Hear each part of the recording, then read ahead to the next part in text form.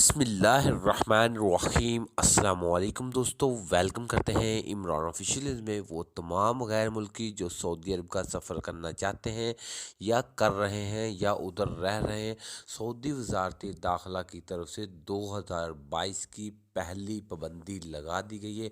वो तमाम गैर मुल्की मतवज्जो हों जिन लोगों ने सऊदी अरब जाना है, वो जल्द से जल्द सऊदी अरब का सफ़र कर लें।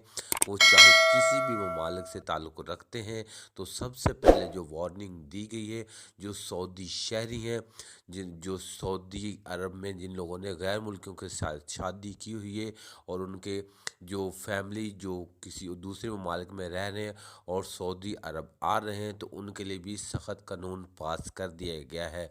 तो मुकम्मल डिटेल इन्फॉर्मेशन इस वीडियो में आपके साथ शेयर करने से पहले अपने प्यारे से दोस्तों से गुजारिश करते हैं, वीडियो अच्छी लगी तो वीडियो को लाइक, चैनल को सब्सक्राइब कर लें, वीडियो को ज़्यादा से ज़्यादा शेयर कर दें ताकि वो तमाम भाइयों तक ये वीडियो पहुंच जाए। तो सऊदी शहरी जो जिन लोगों ने बाहर मिले ममालिक से शादी की हुई है, जो उनकी फैमिली जब सऊदी अरब आएंगी, तो पहले उन लोगों को पीसीआर टेस्ट नहीं करवाना पड़ता था।